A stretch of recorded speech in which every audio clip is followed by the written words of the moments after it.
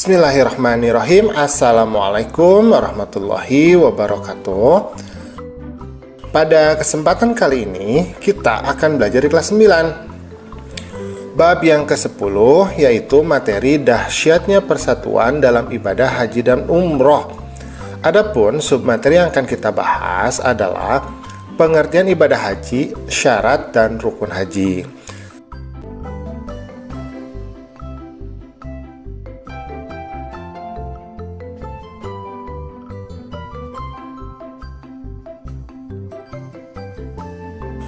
Oke, kita lanjutkan. Secara bahasa, haji ini berasal dari bahasa Arab ya, yaitu haj atau haji, yang artinya menyengaja untuk melakukan sesuatu. Sedangkan menurut syara atau menurut istilah ya, haji ini adalah sengaja untuk mengunjungi Ka'bah, yaitu rumah Allah, untuk melakukan beberapa amal ibadah dengan syarat-syarat yang telah ditentukan. Karena di dalam haji itu ada beberapa ibadahnya ya, semisal tawaf, ada sya'i, ya, kemudian ada wukuf dan sebagainya. A'udzubillahi minasyaitonirrajim. Fihi ayatun bayyinatun maqamu Ibrahim wa man dakhalahu kana amina.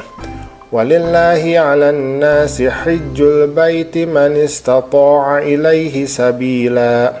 وَمَنْ كَفَرَ فَإِنَّ اللَّهَ غَنِيٌّ عَنِ الْعَالَمِينَ. Yang artinya di sana terdapat tanda-tanda yang jelas, di antaranya makam Ibrahim. Barang siapa memasukinya, yaitu Baitullah, amanlah dia. Dan di antara kewajiban manusia terhadap Allah adalah melaksanakan ibadah haji ke Baitullah, yaitu bagi orang-orang yang mampu mengadakan perjalanan ke sana. Barang siapa yang mengingkari kewajiban haji, maka ketahuilah bahwa Allah Maha Kaya, tidak memerlukan sesuatu dari seluruh alam. Quran Surat Ali Imran ayat ke-97. Jadi di sini sudah jelas ya, di dalam ayat ini dikatakan bahwa haji itu merupakan kewajiban. Dan kita sebagai seorang umat Islam itu wajib untuk melaksanakan ibadah haji. Dan kalaupun kita malas untuk melakukannya ya, maka harus ingat bahwa Allah itu tidak memerlukan kita. Allah itu Maha Kaya, justru kita yang memerlukan Allah. Karena itu, kalau kita sudah memiliki kemampuan untuk melaksanakan haji, maka segera laksanakan. Karena kita yang memerlukan Allah, bukan Allah yang memerlukan kita. Nah, sekarang kita akan berbicara mengenai tata cara untuk melaksanakan haji. Jadi tata cara untuk melaksanakan ibadah haji ini ada 3 macam ya. Yang pertama adalah ifrad, yaitu mengerjakan haji terlebih dahulu, baru kemudian kita mengerjakan umroh. Nah, kemudian yang kedua adalah tamatu, yaitu kita mengerjakan umroh terlebih dahulu, baru kita mengerjakan haji. Nah, yang ketiga adalah kiron, yaitu mengerjakan haji dan umroh secara bersama-sama.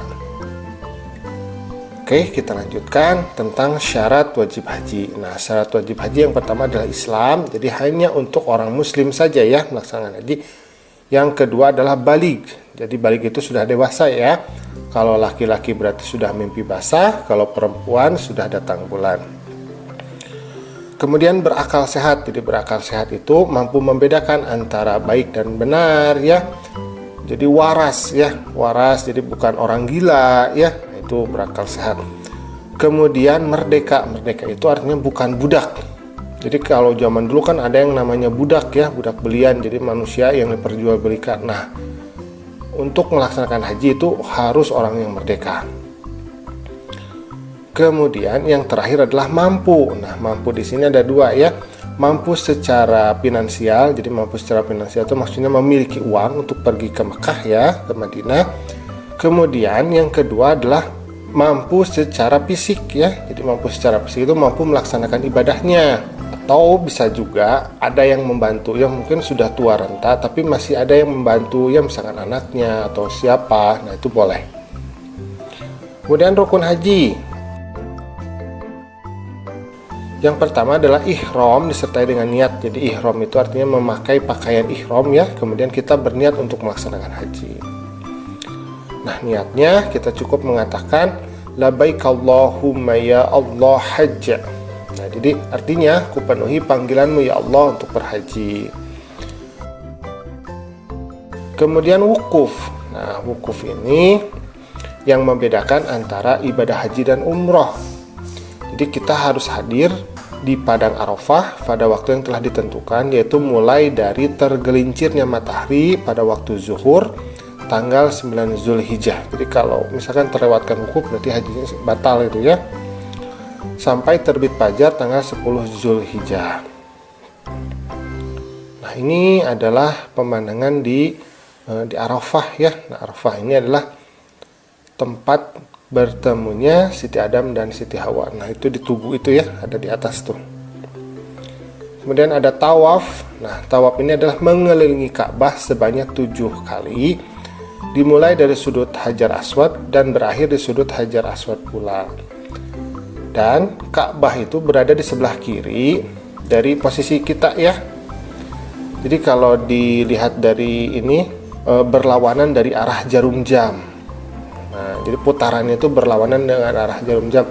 Kalau arah jarum jam itu kan dari kiri ke kanan ya. Nah, kalau tawaf itu dari kanan ke kiri. Itu ya, bisa ya. Oke, nah sekarang syarat tawaf. Yang pertama adalah harus menutup aurat. Yang kedua adalah suci dari hadas dan najis. Yang ketiga adalah Ka'bah itu hendaknya berada di sebelah kiri orang yang tawaf.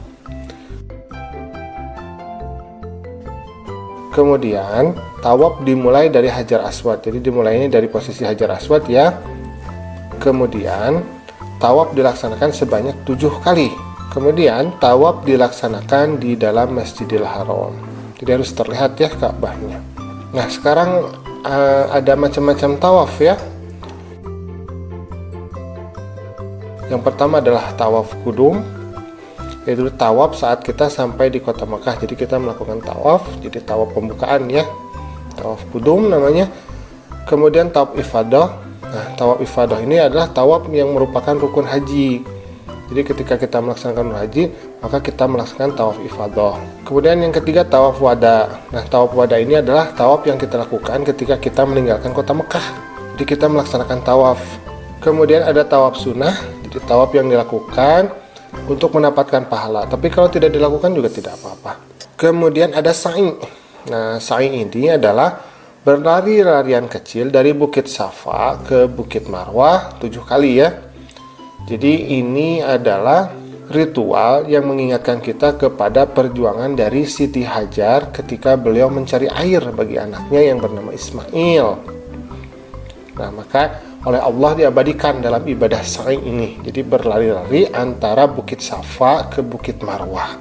Nah, syarat-syarat sa'i yang pertama adalah dimulai dari Bukit Safa, kemudian disudahinya di Bukit Marwah. Kemudian dilaksanakan sebanyak 7 kali bolak-balik ya, 7 kali bolak-balik. Kemudian dilaksanakan sesudah tawaf, baik tawaf yang rukun maupun tawaf yang sunnah.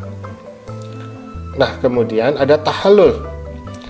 Nah, tahallul ini artinya mencukur rambut kita ya, sekurang-kurangnya adalah 3 helai rambut. Jadi kalau mau dibotakin silahkan ya, tapi kalau misalkan tidak juga tidak apa-apa, tapi kita potong sebanyak minimal 3 helai.